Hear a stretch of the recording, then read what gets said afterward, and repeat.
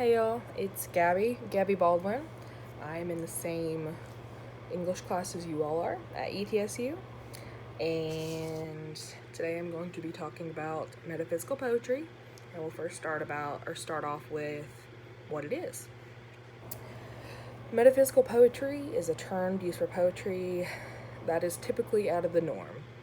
These poems use some very strange imagery, and they usually are very highly intellectualized and often use paradox.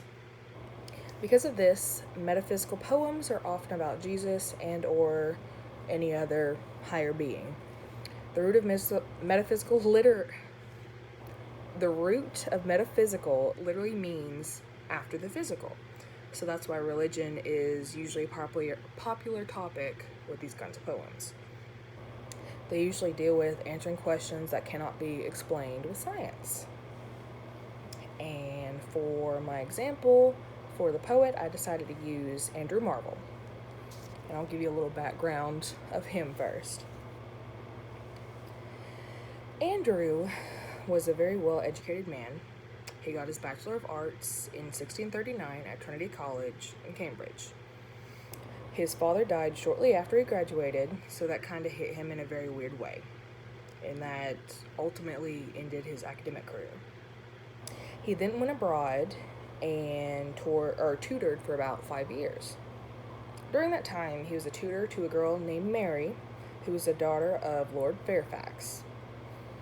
He was a parliamentary general at New Appleton, so it was thought that he wrote some of his very popular works about them, as in Upon Appleton House and the Garden.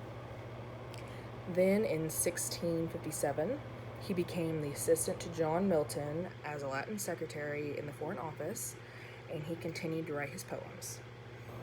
In 1659, he was elected to be a member of Parliament for Hull, and I believe that is what started him on writing more political type works. And then I'm gonna use the poem that I chose to read about was called "The Definition of Love," and I'm gonna go ahead and read part of it for you.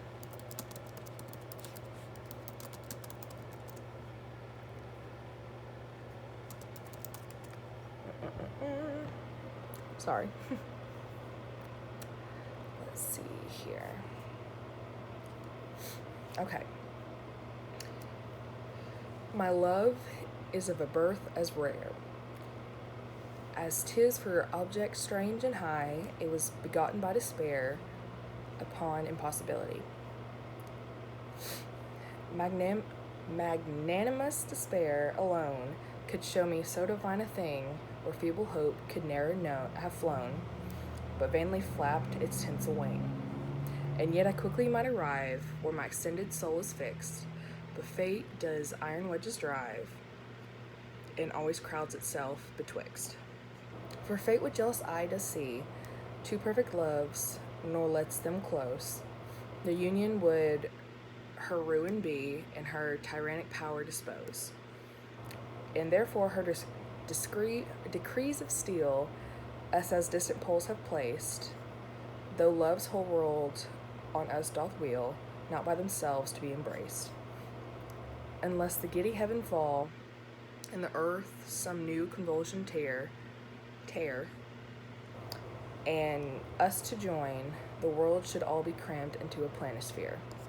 As lines so love's oblique may well themselves in every angle greet, but are so truly parallel, though infinite can never meet.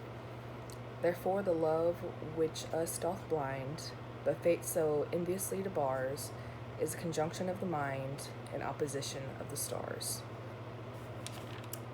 So, this poem I'll give you my interpretation of it now. This poem explains how Marvell feels about love. I read in a few places that he might have been gay, so that makes much more sense after reading the poem. The speaker talks about a forbidden love, so I believe this is a faint way of telling the world about his heartbreak.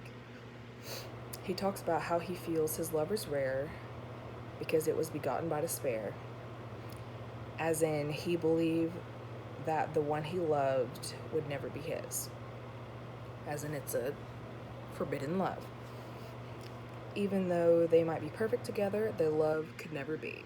He states that their love is truly parallel, and that means they usually walked around the same path, but their paths never crossed. Thank you for watching.